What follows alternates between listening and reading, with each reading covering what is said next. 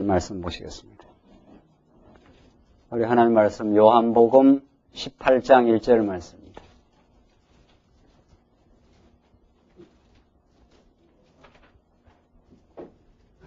예, 2차이신 줄 알고 봉독 드리겠습니다. 신약성경 요한복음 18장 1절 말씀입니다. 예수께서 이 말씀을 하시고 제자들과 함께 기도론 시내 저편으로 나가시니 거기 동산이 있는데 제자들과 함께 들어가시다. 거기는 예수께서 제자들과 가끔 모이시는 곳이므로 예수를 파는 유다도 그곳을 알더라. 유다가 군대와 및 대제사장들과 바리새인들에게서 얻은 하속들을 데리고 등과 회와 병기를 가지고 거리로 오는지라. 예수께서 그 당할 일을 다 아시고 나아가 가라사대 너희가 누구를 찾느냐? 대답하되 나사렛 예수라 하거늘 가라사대 네로라 하시니라. 그를 파는 유다도 저희와 함께 썼더라. 우선 5절까지 봉독드렸습니다.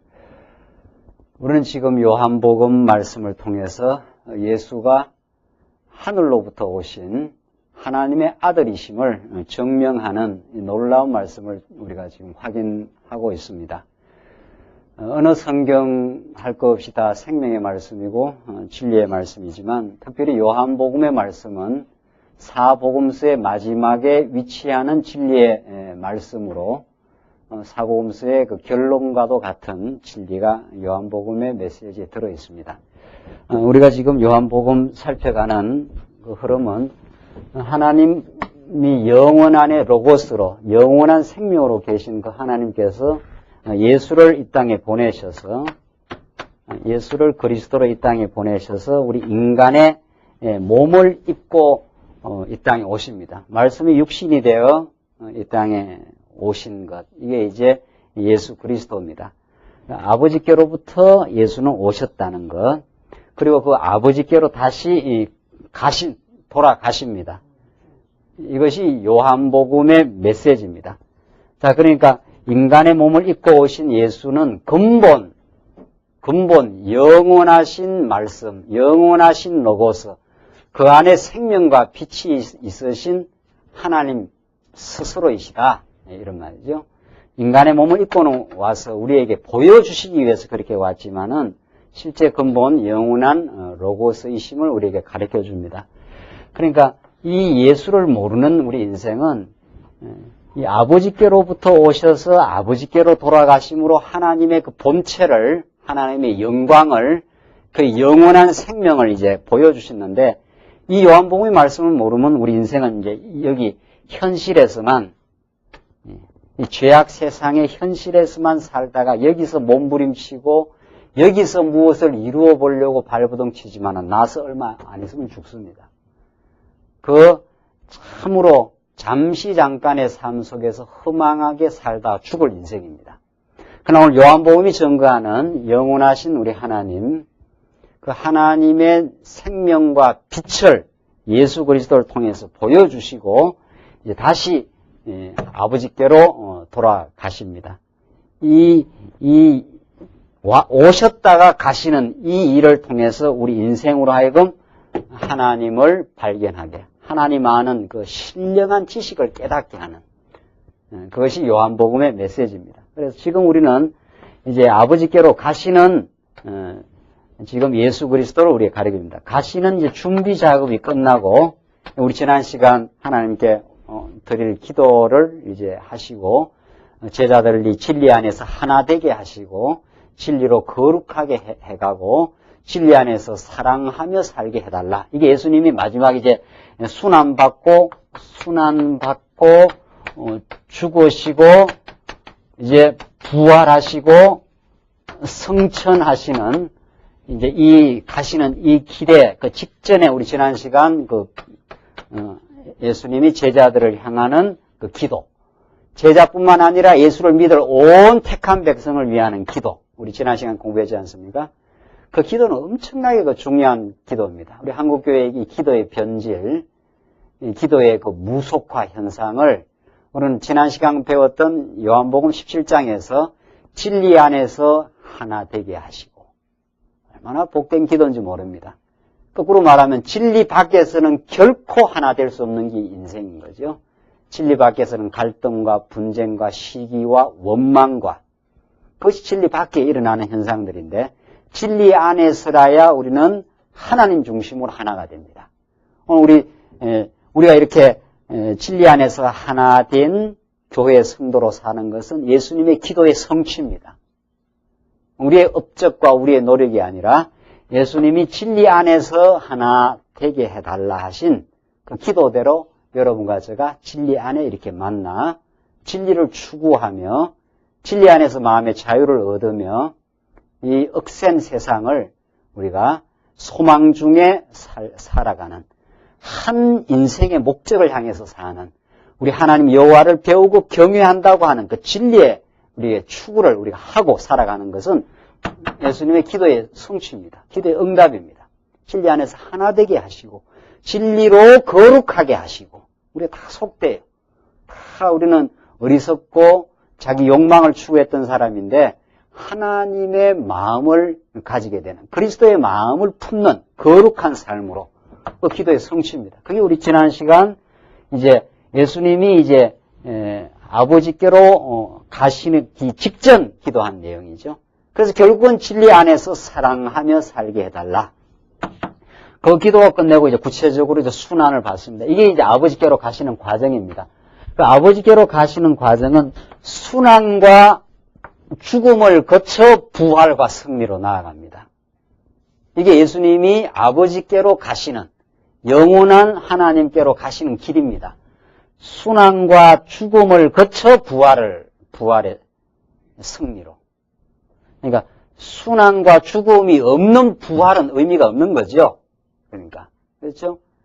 이 길을 우리도 갑니다. 사실은 우리 예수 그리스도의 지체도 이 땅에서 너희가 많은 환난을 거쳐 하나님 나라에 들어가게 되리라. 사도행전에. 그러니까 우리는 이 진리를 깨닫고 육신적으로 평안하고 모든 게 형통한 게 아니라 진리를 깨닫고 오히려 그리스도가 가신 그 순환과 어려움을 거치지만 우리는 반드시 생명의 부활을 할 것이고 아버지께로 나아가게 되는 예수님이 아버지께로 성천 나아가심으로 우리가 이 길을 이제 따라가는 거죠. 자, 이것이 이제 예수님이 이제 아버지께로 가시는 과정입니다. 순환과 십자가의 죽음, 그 너머의 3일 후에 부활의 길로 예수님께서 이제 아버지께로 가시는 과정이 그러하다는 거죠. 이 길을 우리가 그대로 반복한다는 거죠. 우리가. 그래서 우리가 진리 때문에 어려움을 겪고 진리를 추구하면서 우리에게 때때로 주어지는 환난과 시련은 너무도 당연한 거예요. 알고 보면은. 그게 없으면 이상한 거예요. 오히려. 어떤 성경의 내용을 보십시오. 특별히 우리가 지금 오전 시간에 배우는 사도행전을 보면은 복음의 증인들이 가는 곳곳마다 도전과 환난이 기다리고 있습니다. 너무도 당연한 거예요. 옳게 왔다고 생각해야 되지. 이게 왜 우리가 예수를 믿고 진리를 추구하는데 어려움과 순환이 있는가? 그건 아니에요. 그거는.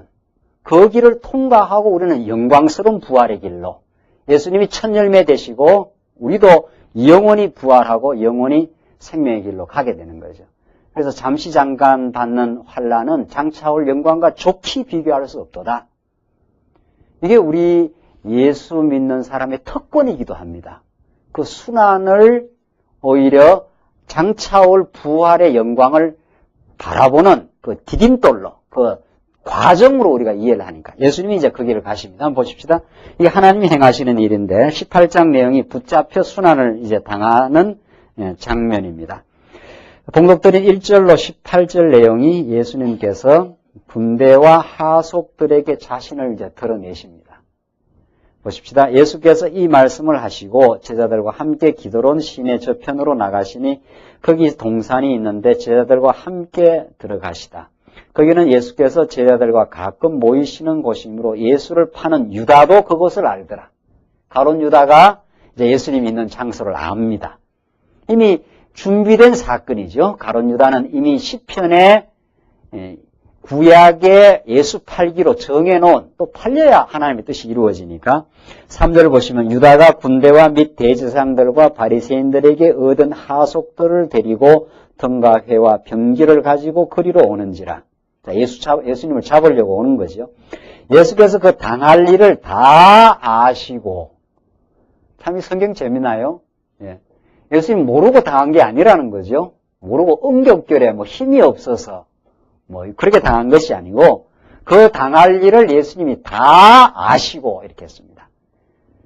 이것이 하나님의 뜻이라고 이미 알고 순환을 기꺼이 겪는 거죠. 예수가 메시아임을 증명하기 위해서 하늘로부터 오신 분임을 증명하는 사건입니다. 그러니까 아시고 받으시는 거죠. 나아가 가라사대 너희가 누구를 찾느냐 대답하되 나사렛 예수라 하거늘 가라사대 네로라 하시니라. 그러니까 예수님이 이제는 잡힐 때가 와서 6월절이 이제 다가와서 예수님이 날 잡아가라 이 말이죠. 네로라. 예수님이 피하거나 일이 응급결에 닥쳐가지고 예수님이 당황하시거나 하는 게 아니라 다 아시고 이렇게 순환을 받아 죽는 것이 하나님의 뜻이라고 예수님은 하나님의 뜻에 순종한 거죠. 하나님의 뜻을 지금 이루어가는 거예요. 네로라 그럽니다. 날 잡아가라 이 말이죠. 하시니라. 그를 파는 유다도 거기와 저희와 함께 있었더라. 예수께서 저희에게 네로라 하실 때에 저희가 물러가서 땅에 엎드러지는지라. 오히려 잡으러 온 사람들이 깜짝 놀라가지고 오히려 땅에 엎드러진 거죠. 7절 이에 다시 누구를 찾느냐고 물으신데 저희가 말하되 나사렛 예수라 하거늘 예수께서 대답하시되 너희에게 네로라 하였으니 나를 찾거든 이 사람들의 가는 것을 용납하라 하시니 나는 잡아가고 이 사람들을 가는 것을 용납해라. 왜냐하면 9절 나옵니다. 이는 아버지께서 내게 주신 자 중에 하나도 잃지 아니하였삼나이다 하신 말씀을 응하게 하려 함이러라. 자, 그러니까 지금 우리 오전 시간에도 가룟 유다 사건, 가룟 유다가 예수를 팔아 넘기는 것도 구약 말씀이 응하게 되는 것이고 예수님이 또 제자들이 보호받는 것 이것도 예수님이 미리 그 앞에서 말씀했죠. 내게 주신 자를 하나도 잃지 않게 된다. 예수님이 그렇게 예언적으로 말씀하셨죠. 이것이 응하게 하려고 예수님 잡혀가실 때 나는 잡아가라 이 말이죠. 나는 잡아가되 이 사람들이 가는 것을 용납하라. 이 사람들이 잡혀 죽으면 안 되니까 나는 지금 잡혀서 십자가에 죽지만은 그렇게 하신 말씀을 응하게 하려 하심이라. 지금 그렇게 말씀하시죠. 성경은 이 구조로 되어 있습니다. 이 구조로. 이걸 우리가 발견을 해야 하나님이 하신다는 걸 깨달아요. 하나님이 하신다는 걸. 다 사람이 하는 거 아니에요. 겉으로 볼 때는 다 가룟 유다가 사람 팔고 빌라도가 예수를 못 박아 죽이고 다 사람이 하는 것처럼 보이지만은 다 구약에 이미 약속된 것이 응하게 되는 거니까 예수님이 제자들을 보호하시겠다는 것이 응하게 되려고 다 그런 거죠. 지금 이 말씀이 성경이 다 그렇게 돼 있어요. 그러니까 성경을 이제 원리를 알고 보면 성경이 너무도 쉬운 거예요. 왜? 이미 예언해놓은 대로 그걸 이루게 하시려고 지금 그 말이죠. 오늘 21세기 살아가는 오늘의 현실은 우리의 지금 현실이 있어요. 이것도 하나님의 영원한 하나님이 만세전의 하나님이 작정이 응하게 되는 겁니다. 이게 우리 청년부하고 이제 성경 공부를 이렇게 하면서 처음 청년부에 공부하는 이제 우리 자매가 이 말씀 전혀 몰라요. 이제 결혼만 해서 우리 교회에 처음 와서 이제 이 생판이 처음 이제 성경도 모르는 이 친구에게 이제 성경을 가르쳐야 되니까 그것도 그 재미가 나더라고요. 예. 이미 아시는 분들한테는 이렇게 쉽게 이래가는데 생판 이제 성경 모르는 사람을 붙들어 놓고 이렇게 해야 되니까 그걸 하면서 우연이 하나도 없습니다. 우리가 지금 되어져 가는 게 우리가 우연히 이 땅에 태어나고 우연히 누구를 만나서 결혼하고 우연히 지금 삶이 진행된다면 얼마나 우연의 조합에 의해서 인생이 진행되면 얼마나 그게 허무하겠느냐 말이죠. 그 뜻이 없는 거예요. 이 땅에 태어나면 무슨 뜻이 없는 거예요. 오다가다 만나고, 오다가다 어떻게 광야교에 오고, 또 어떻게 하다 보니까 어떻게 살아가고, 언제 죽을지도 모르는데 우연히 어떻게 죽고, 뭐 이렇게 된다면. 우연이라면 모든 게 허무해요. 뜻이 없다 이 말 아닙니까? 무슨 뜻이 없습니다. 우연이라는 거는. 그런데 지금 성경에서 이렇게 응한다는 말을 너무도 많이 쓰잖아요. 이미 예언된 것이 이루어진다. 그 말이거든요. 어떤 현재 이루어지는 일은 하나님의 어떤 뜻이 여기 실현된다. 그 말입니다. 그러니까 하나님의 뜻이 지금 착착 지금 진행되고 있다. 그러니까 우리가 이 땅에 태어나서 이렇게 진리 밖에서 방황하다가 진리의 말씀을 들은 것, 이게 치밀한 하나님의 계획의 로고스의 실현입니다. 지금 여러분과 제가 지금 이렇게 말씀드리는 거, 치밀한 하나님의 그 계획에 의한 그 작품이 지금 착착착착 지금 진행되고 있는 거예요. 그래야 우리는 삶을 경이롭게 바라보고, 그렇지, 내가 그냥 이렇게 허무하게 엉거주춤하게 되는 대로 이렇게 살다 가는 게 아니라 하나님의 치밀한 주도 면밀한 계획 속에 내가 지금 존재하고 진행되는구나. 이걸 지금 깨달아요. 그걸 깨달으라고 지금 계속 성경은 구약에 예언된 대로 유다가 팔기로 응해져 있고, 예수님이 제자를 보호하시겠다는 것이 여기 응해지고 그렇게 돼요. 그러니까 오늘 삶도 영원한 작정이 지금 응해서 이루어집니다. 그래서 우리 삶에 무의미한 건 하나도 없어요. 모든 게 의미가 충만해요.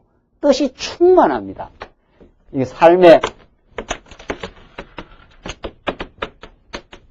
우리는 의미 있는, 뜻 있는 인생이에요. 뜻이 없는 게 없습니다. 무슨 뜻? 하나님 우리를 극진하게 사랑한다는 뜻이 오늘의 우리 인생 속에 지금 진행되고 있어요. 그걸 깨달아야 우리 인생은 정답을 얻은 겁니다. 해답을 얻은 거예요.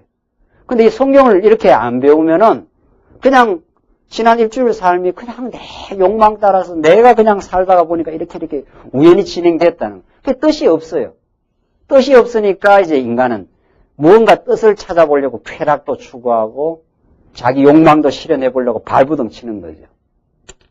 그러나 여기는 엄연한 거룩한 뜻이 우리에게 실현됩니다. 지금 예수님이 나를 찾거든 이 사람이 가는 걸 이 사람들의 가는 것을 용납하라. 이는 아버지께서 내게 주신 자 중에 하나도 잃지 아니하였삼나이다 하신 말씀을 응하게 하려 함이라. 예수님이 이 말씀을 하신 것이 응하게 하려고 지금 그렇게 해서 제자들이 가는 것이 이제 그래서 보호가 되는 거죠. 제자들이 예수님만 잡혀가는 거 아닙니까? 10절 보시면 이에 시몬 베드로가 검을 가졌는데 이것을 빼어 대제사장의 종을 쳐서 오른편 귀를 베어버리니 그 종의 이름은 말고라. 그렇게 베드로는 뭐 소위 말해서 굉장히 그 예수님에게 과잉 충성을 하는 거죠. 자기가 막 예수님을 보호하겠다 치고 막 그냥 그 찾아온 대제사장인 종 말고의 길을 칼을 잘 썼던가 봐요. 길을 탁 치고 이제 예수님을 보호한다고 그러니까 그 예수님이 이제 베드로에게 하시는 말씀입니다. 예수님께서 베드로에게 이르시되 그 검을 집에 꽂으라. 아버지께서 주신 잔을 내가 마시지 아니하겠느냐 하시니라. 뭐 그렇게 해서 지금 일이 되는 게 아니라는 거죠. 내가 하늘의 12영이라도 지금 이 다른 복음서에는 하늘의 12영이라도 지금 불러내려가지고 하늘의 군대를 불러내려가지고 칼과 몽치를 가지고 온 저 악당들을 지금도 이렇게 진멸해버릴 수 있지만은 그게 하나님의 뜻이 아니라는 거죠. 내가 순환받고 비참하리만큼 연약한 모습으로 잡혀서 죽는 게 하나님의 뜻이라는 거예요. 기독교는 우리 사람의 생각과 완전히 정반대예요. 그러니까 우리가 진리를 깨닫는다는 것은 보통 상식적인 생각을 뒤집어 버리면 돼요. 반대로. 이 땅에서 잘 먹고 잘 사는 것이 복이라 그러는데 우리는 그걸 저주라 그런단 말이죠. 하나님을 모르면은. 이 땅에서 비천하고 비참하게 죽으면 우리는 저주받아 그러냐. 그 안에서 진리를 깨달으면 우리는 그걸 복이라 그래요. 그렇게 달라요. 그러니까 성경의 가르침은 우리의 생각과는 동에서 서가 먼 것처럼 멉니다. 동에서 서가 먼 것처럼. 베드로는 칼을 가지고 예수님을 보호하고 육신적으로 그렇게 하는 것이 하나님의 뜻을 이루는 것처럼 말고의 길을 쳐지만은 예수님은 내가 아버지께서 주신 이 쓴 잔을 내가 받지 않겠느냐는 거죠. 이게 하나님의 뜻이었다는 거죠. 그래서 그리스도의 지체인 교회도 이 땅 위에서 많은 순환과 고난을 통해서 진리가 전파됩니다. 여러분들 우리 조금 전에 우리 재직회를 했지만 재직회가 뭐 하는 일입니까? 세상 사람들은 내가 버린 돈을 내가 소유하고 내가 누리고 내가 나의 영광을 위해서 내 편을 위해서 내가 다 쓰는 거 아니에요? 그러나 교회는 내가 땀 흘려 수고한 거예요. 여러분들 돈 벌이기가 얼마나 힘들고 고생스러우냐 말이죠. 요즘처럼 이 불경기에 말이죠. 내가 피땀 흘려서 버린 것을 날 위해 써야 좋은 거 아니에요. 돈이라는 게 이 땅에 얼마나 편리하고 좋은 겁니까? 김 목사는 돈을 너무도 사랑해요. 돈이 많으면 얼마나 좋은지 몰라요? 돈이 없으면 얼마나 불편하고 힘든지 몰라요. 이 땅에 사는데. 돈은 그렇게 좋은 것이고 돈은 예수 없는 이 땅에 돈은 메시아입니다. 살아있는 메시아예요. 돈은 우리 인생을 껍데기리 인생을 죽이기도 하고 살리기도 하는 것처럼 보여요. 우리 인생을 웃기기도 하고 울리기도 하는 게 돈이에요. 근데 왜 그렇게 귀하게 벌은 돈을 우리는 기꺼이 누가 내라 그랬어요? 왜 안 내면 안 된다고 누가 강요를 합니까? 여기는 기꺼이 버리는 곳이에요. 기꺼이. 이런 곳이 없어요. 이 땅 위에. 그래서 교회는 세상에 속해 있으나 세상의 원리대로 움직이지 않습니다. 그래서 우리가 야고보 이후에 배우는 세속주의와의 승리는 세속적 가치 따라서 교회는 움직이는 게 아닙니다. 세속적 가치를 전면 거부하고 하늘의 원리 따라서 움직여요. 세속주의는 많은 걸 돈을 취해야 되는데 여기는 돈을 버리는 곳이에요. 정반대예요. 왜 버리느냐 말이죠. 우리가 깨달은 진리가 소중하고 진리의 참 자유를 얻었기 때문에 우리는 이 진리가 확산되기를 원해요. 이 진리가 우리 교회 안에 머물러 있지 않고 더 많은 영혼들에게 확산되기를 원해요.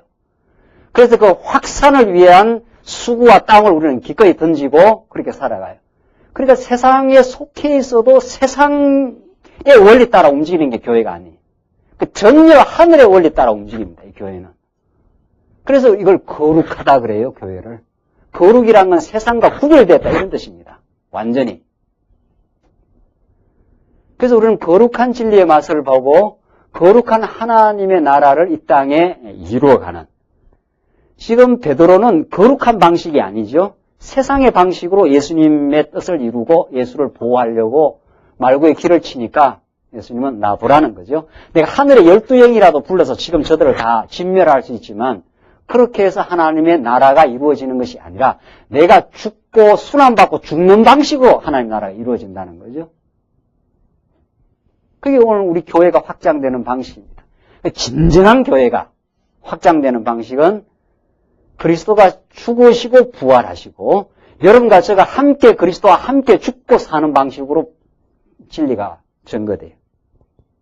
이 방식 외에 없어요. 교회가 확장되는 방식은 진리를 위해서 얼마나 많이 땀 흘리고 수고했느냐는 그 방식으로 교회가 참된 교회가 성장합니다. 그 외에 다른 방식이 공짜로 되는 게 하나도 없어요. 그냥 되는 게 모든 건 하나님의 은혜로 되어지고 그 진리의 감동과 진리의 해방하는 힘을 우리가 공급받아서 우리가 함께 뜻을 모으는 방식으로만 하나님의 나라가 이루어집니다. 예수님이 지금 그 말씀을 하죠. 주께서 주신 잔을 내가 마시지 않겠느냐? 고난을 내가 치르고 부활의 영광을 이제 힘입어서 하나님의 살아계심을 증명하겠다는 거죠. 12절 보시면은 12절로 14절 보시면은 군대와 하속들이 예수를 결박해서 안나스에게로 이제 끌고 가는 장면입니다. 이에 군대와 천부장과 유대인의 하속들이 예수를 잡아 결박하여 먼저 안나스에게로 끌고 가니 안나스는 그 해 대제사장인 가야바의 장인이라. 가야바는 유대인들에게 한 사람이 백성을 위하여 죽는 것이 유익하다 권고하던 자르라. 이거 앞에서 나왔지 않았어요? 가야바가 뭐라고 그랬습니까? 가야바는 하나님의 뜻은 모르고 예수가 자꾸 소동을 일으키니까 예수를 없애버려야 우리가 로마 제국으로부터 어려움을 겪지 않겠다. 예수 하나를 희생시켜야 되겠다. 그래서 우리가 로마의 정치적 권력으로부터 안정을 우리가 받겠다. 그렇게 가야바가 이야기했죠. 그렇게 자기는 정치적으로 말한 것을 하나님은 어떻게 해요? 실제로 신령한 하나님의 뜻이 이루어지는 것으로 그렇게 사도 요한이 해석을 했지 않습니까? 가야바는 이 예수 하나 죽여버려야 이 나라가 조용하겠다는 거죠. 그렇게 예수에게 대해서 한 사람이 백성을 위하여 죽는 것이 유익하다. 이렇게 해서 예수님을 이제 죽이는데 동참을 했지 않습니까? 이것이 이 가야바는 자기도 모르고 한 소리인데 정치적으로 발언한 것이 진정한 하나님의 뜻을 이룬 거죠. 정말 예수 한 분이 죽어서 누가? 택한 모든 백성이 하나님의 영광을 깨닫고 구원을 얻는, 영원한 영생을 얻는 그 길로 이제 가게 된 거죠. 15절 보시면은 15절로 18절 보시면 베드로가 문지키는 여종 앞에서 첫 번 예수를 이제 부인합니다. 15절 보십시다.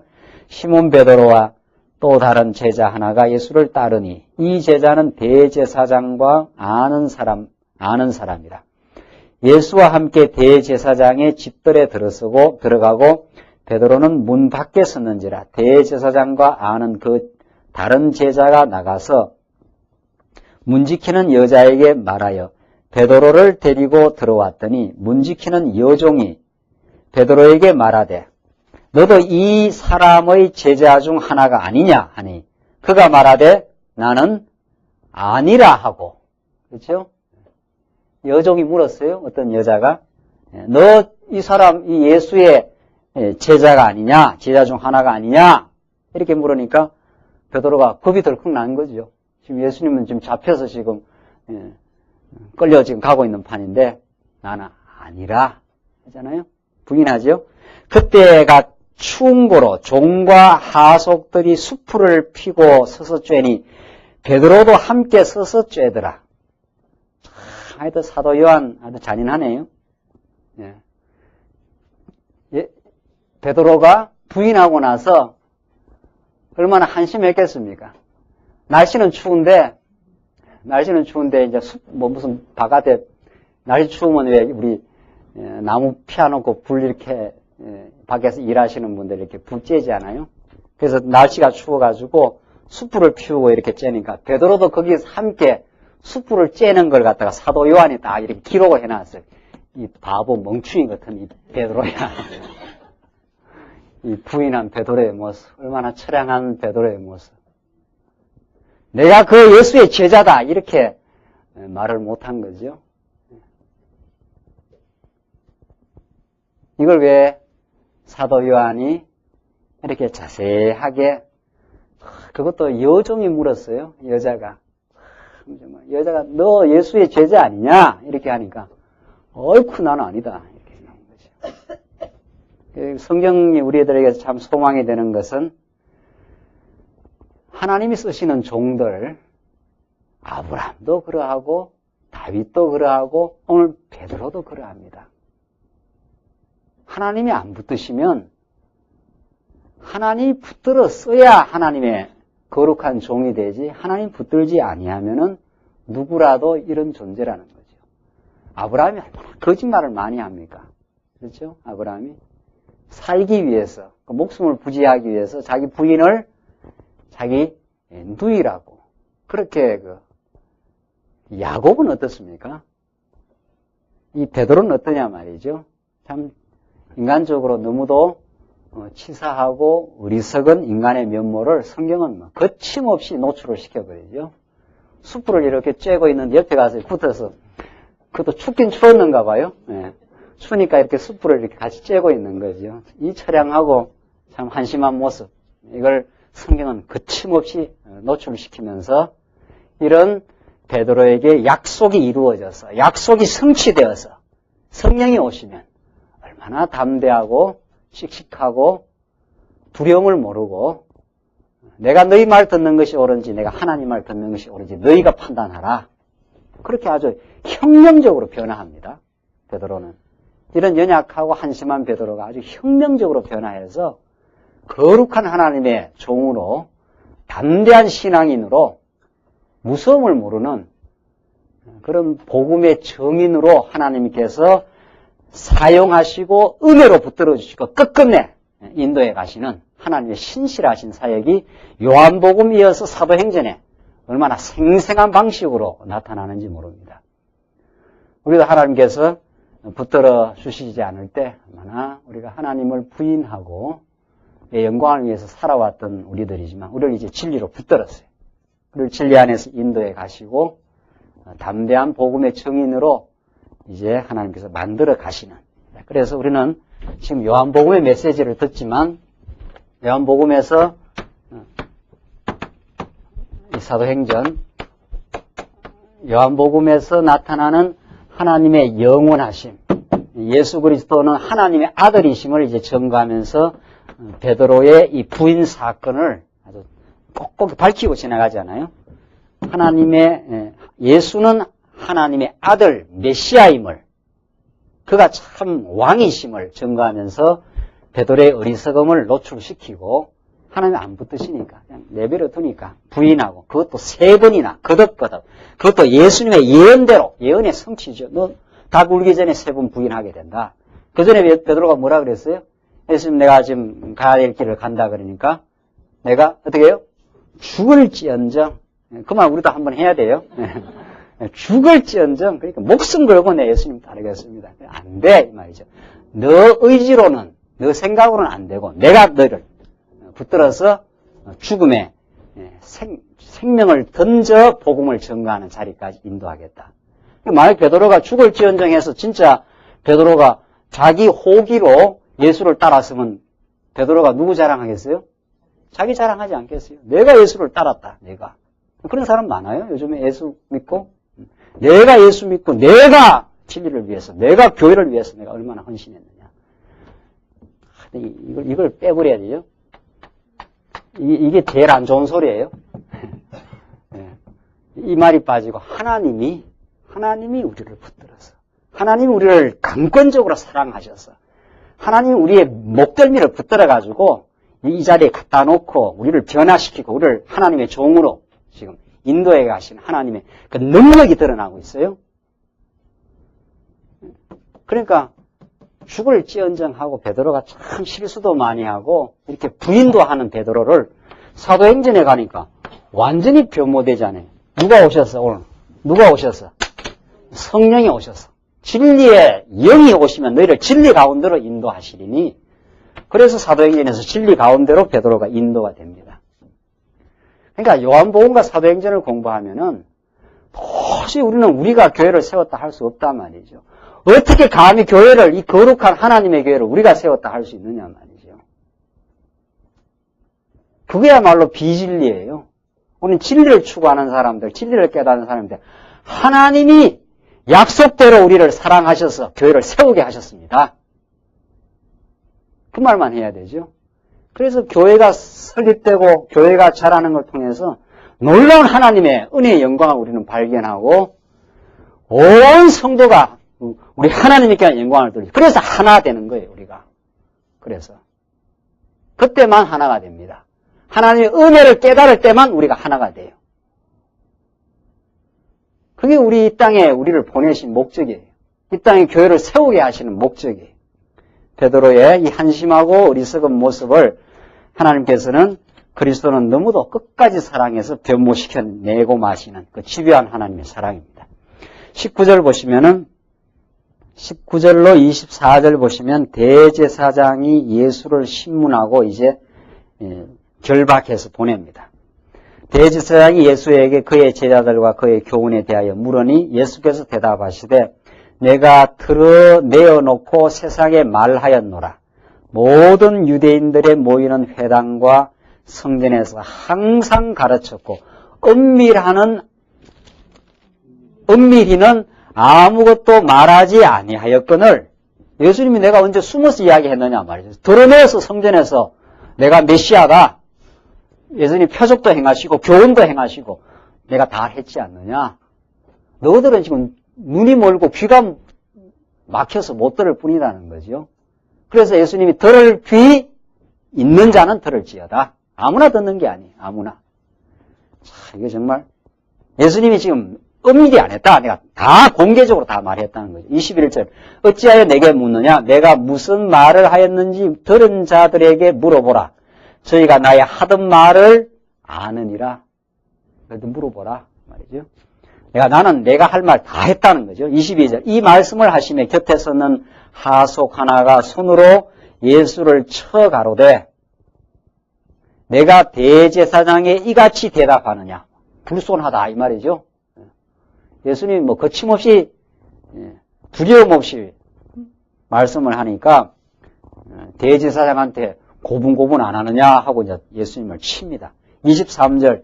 예수께서 대답하시되 내가 말을 잘못하였으면 그 잘못한 것을 증거하라.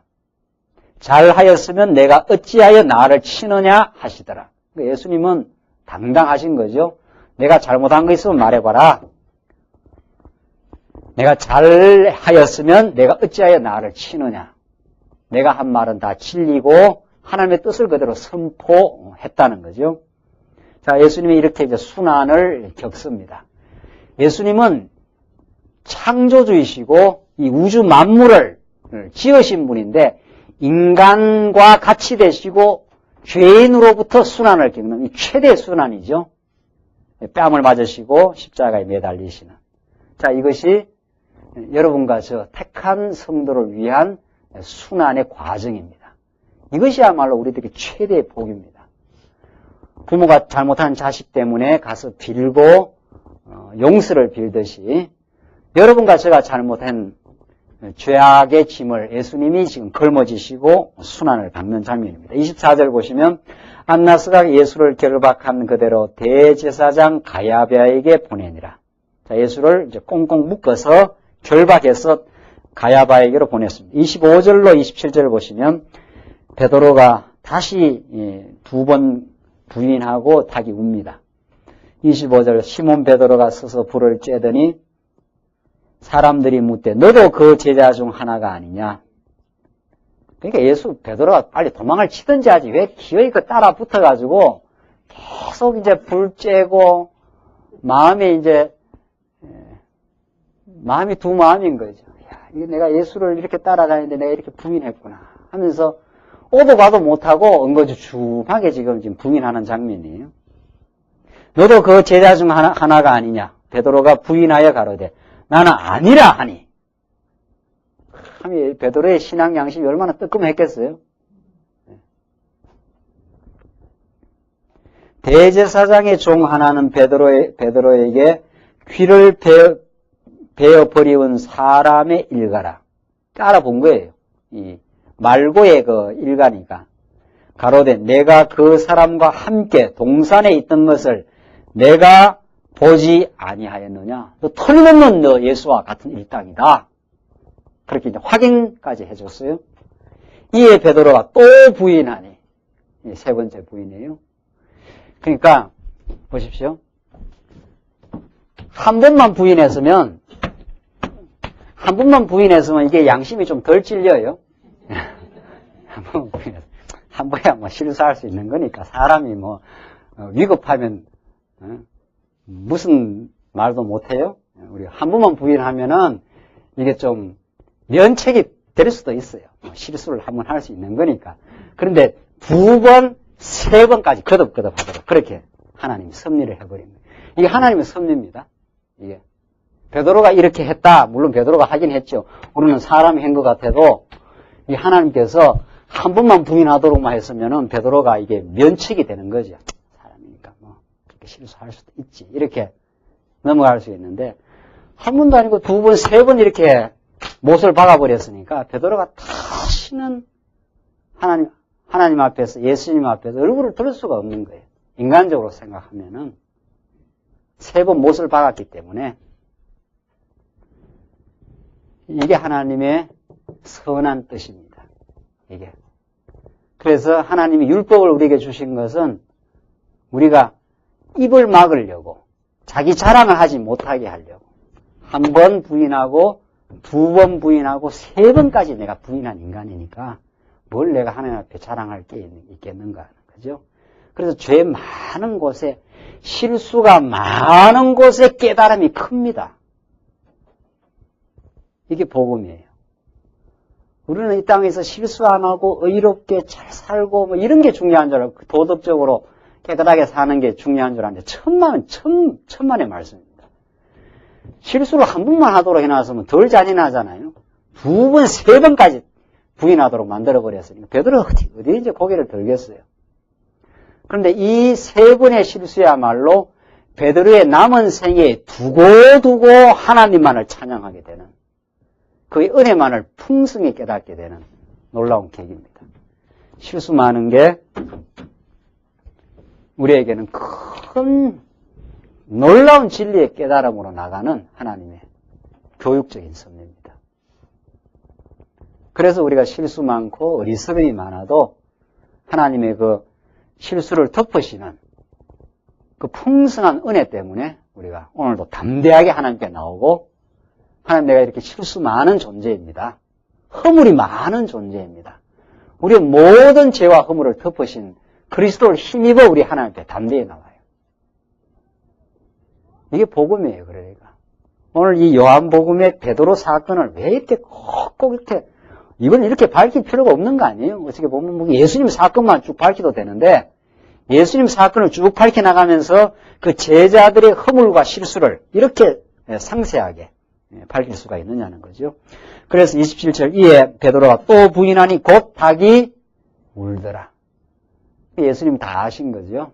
이 실수 속에 그냥 예수님이 두신 거예요. 예수님 붙들었으면 실수 안 합니다. 실수에 두어서 너는 이제 너 결코 내 자랑할 것이 없어 하는 것을 증명해 주신 사건입니다.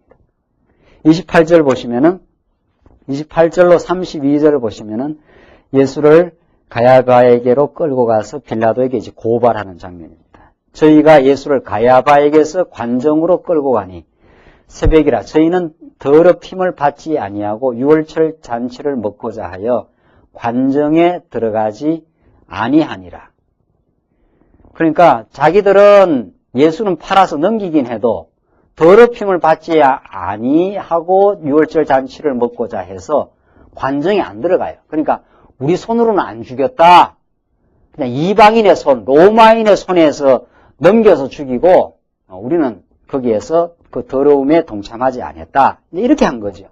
이 책임을 이제 면하려고 하는 인간적 생각이죠. 29절. 그러므로 빌라도가 밖으로 저에게 나가서 말해, 너희가 무슨 일로 이 사람을 고소하느냐? 빌라도는 이때 총독이니까 로마 집권 세력의 그 총독입니다. 그러니까 생사 여탈권이, 죽이고 살리는 권한이 이 로마 제국의 총독 빌라도의 손에 있는 거죠.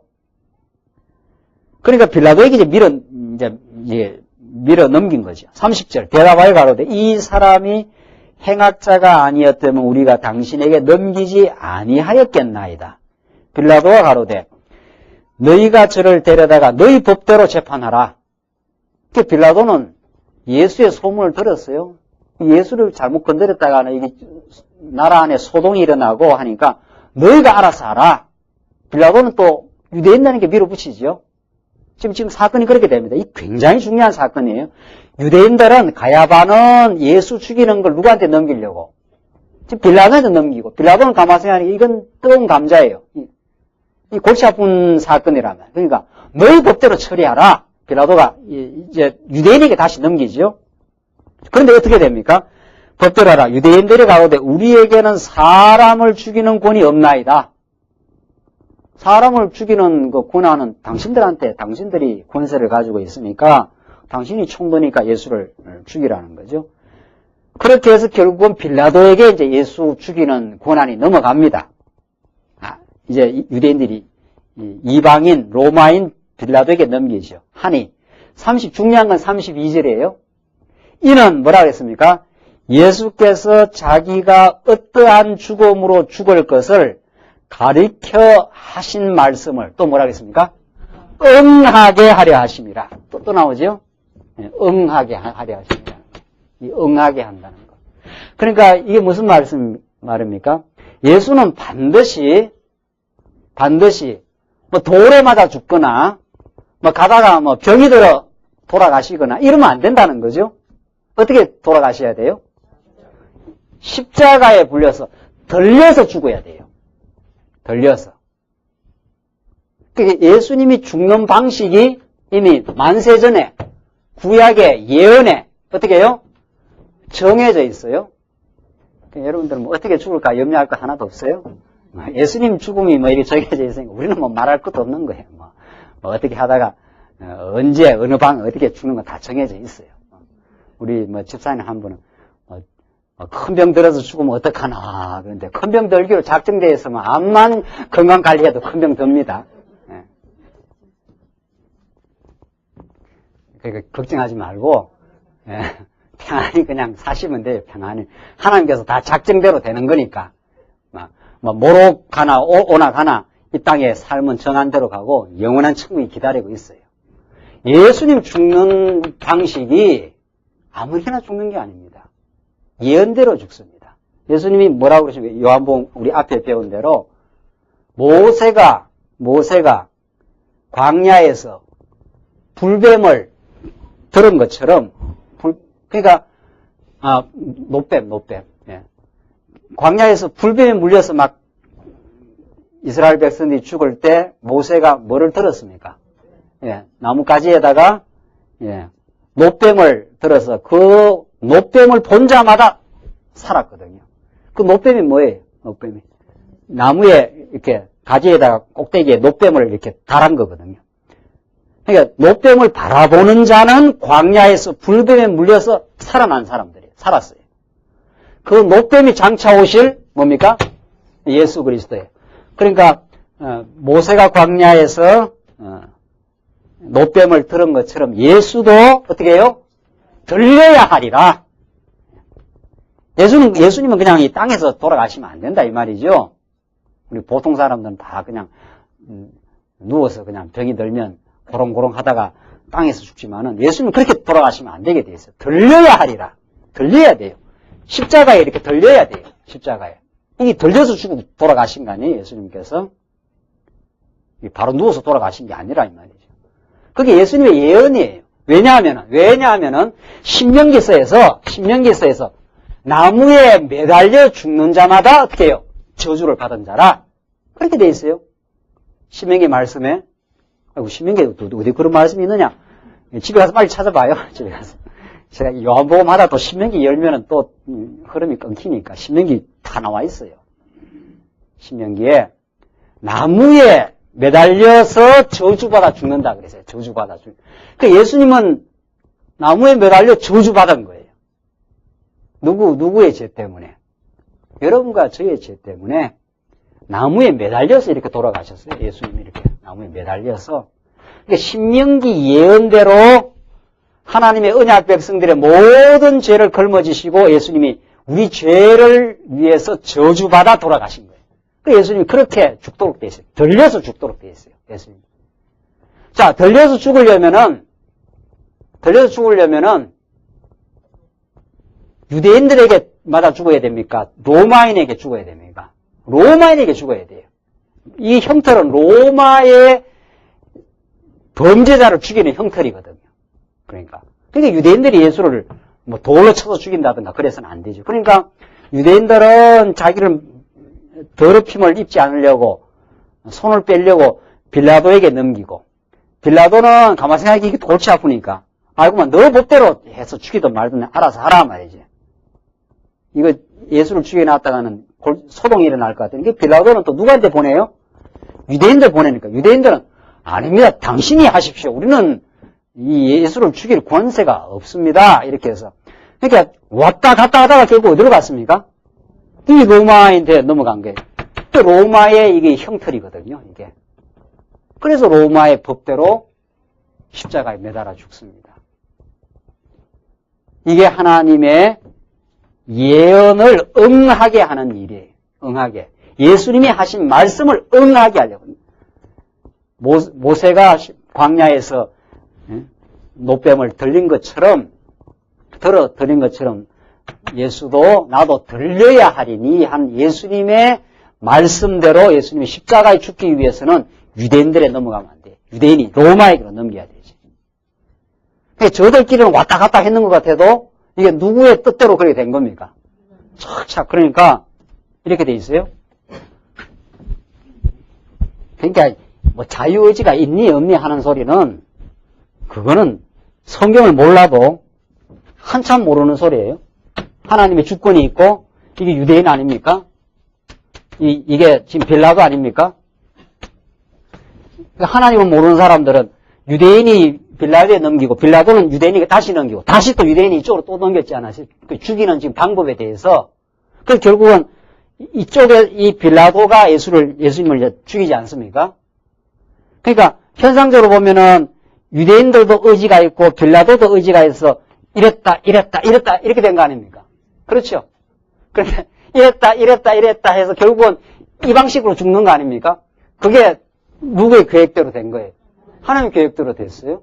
유대인 계획대로 된 거 아닙니다. 그러니까 하나님의 작정의 주권적인 작정이 빌라도에게 넘겨져서 십자가에서 들려서 죽도록 정해져 있기 때문에 이 사람들이 기어이 이쪽으로 밀어붙이는 거예요. 그 빌라도는 안 죽이려고 해도 안 돼요. 빌라도는 그 책임을 면제하려고 나중에 손도 씻지 않습니까? 죽이고 나서 손도 씻고요. 아이고 나는 이 일에 뭐 잘못이 없다고 손까지 씻고요. 그래서 빌라도는 안 하려고 아무리 해도 하나님 계획대로 죽이는 이 일을 누가 담당하게 돼 있어요? 빌라도가 담당해요. 그렇게 정해져 있습니다. 사람 마음대로 역사가 진행되는 것처럼 보이죠. 여기서는 이 유대인의 마음 혹은 빌라도의 마음처럼 진행되는 것처럼 보여도 하나님의 정해놓은 대로 결국은 그렇게 착착 진행됩니다. 지금. 자, 이걸 깨달아야 역사의 주관자다 이 말이 나오죠. 하나님이 역사의 주관자란 말이 그런 말입니다. 사람이 하는 천만의 말씀이죠. 천만의. 누가 대통령이 되고 누가 지금 어떤 직분자가 되고 누가 되는 건 다 과정적으로 보면 사람이 하는 것 같지요. 과정적으로. 그게 하나님이 정하신 뜻을 인도해 갑니다. 누가 대통령이 되느냐, 누가 교회의 목사가 되느냐, 누가 직분자가 되느냐, 그에 따라서 그 교회의 방향과 그 나라의 방향이 결정이 돼요. 그 하나님께서 어느 방향으로 끌고 가겠다 하면 그렇게 하나님이 지도자를 그렇게 세우는 거죠. 그게 하나님의 그 정한 대로 이끌어 가신다는 뜻입니다. 한 나라를 어둡게 만들려면 어두운 독재자를 세워가지고 나라를 어렵게도 만들고, 한 나라를 좀 평화롭게 만들려면 좋은 정치 지도자를 보내서 그렇게도 만드시고, 그게 하나님의 손에 달려 있습니다. 하나님의. 어찌 그러니까 우리 인생의 모든 일이 하나님 작정대로 안 되겠느냐는 거예요. 그러니까 32절은 너무도 중요한 말씀이에요. 그러니까 유대인과 빌라도 간에 서로 밀고 땡기고 하는 이 일이 그게 왜 그런가 하면은, 왜냐하면 이런 말입니다. 이는 예수께서 자기가 어떠한 죽음으로 죽을 것을 가리켜 하신 말씀을 응하게 하려 함이라. 말씀대로 되게 되려고 결국 빌라도한테 넘어갔다 이 말이죠. 뭐 걱정할 게 있습니까? 지금 뭐 역사에 진행되는데 내 뜻대로 지금 뭐 안 된다고 생각하는 게 있어요? 다 하나님 뜻대로 말씀이 응하게 되려고 지금 진행이 되고 있어요. 이 세상 만사 전부 다가, 세상 만사가. 어디 우리가 이렇게 하고 저렇게 하는 대로 역사가 진행되느냐 말이죠. 빌라도가 예수를 죽이기로 작정되어 있으니까 유대인들이 기어이 유대인들의 마음이 빌라도에게 넘기게 되어 있어요. 빌라도는 거부하려고 해도 거부를 못한다는 거예요. 예수 죽이는 그 일에 빌라도는 동참되도록 지금 역사가 승리되고 있어요.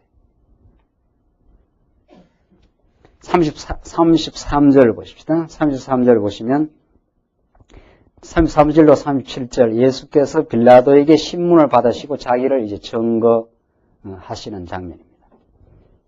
이에 빌라도가 다시 관정에 들어가 예수를 불러 가로되 내가 유대인의 왕이냐? 예수께서 대답하시되 이는 내가 스스로 하는 말이뇨 다른 사람들이 나를 대하여 내게 한 말이뇨.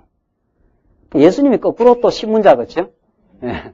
이거 유대인은 왕이냐 그러니까 네가 지금 하는 말이냐 다른 사람이 나에 대해서 한 말을 네가 앵무새처럼 지금 하고 있느냐 이래 예수님이 거꾸로 묻습니다. 그러니까 35절 빌라도가 대답하되 내가 유대인이냐 내 나라 사람과 대제사장들이 너를 내게 넘겼으니 내가 무엇을 하였느냐 너 도대체 무슨 일을 해갖고 이렇게 유대인들이 죽이라고 지금 그렇게 난리를 하느냐 지금 그러죠. 36절 예수께서 대답하시되 내 나라는 이 세상에 뭐라 했습니까?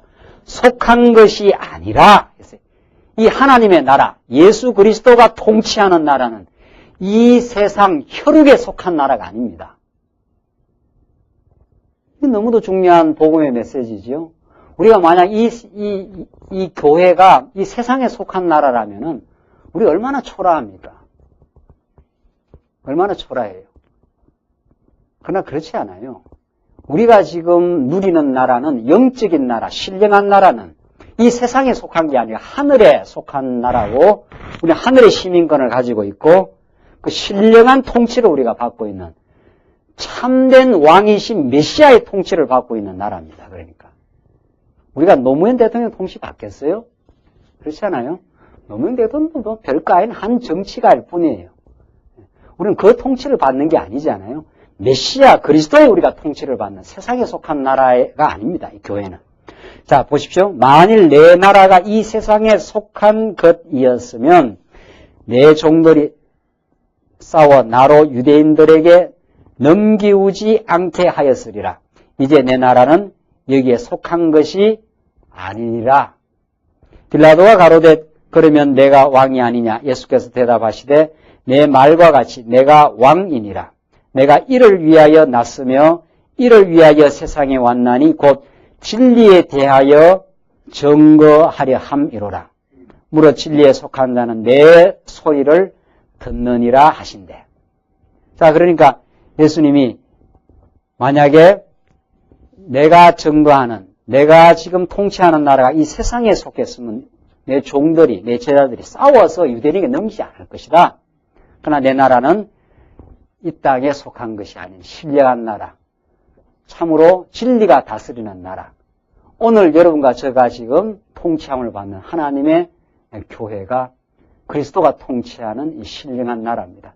이 나라를 그리스도가 세우시려고 지금 순환받고 죽으시고 이제 부활하셔서 영원한 생명의 길로 우리를 지금 인도해 가신다고 예수님 그렇게 말씀하십니다.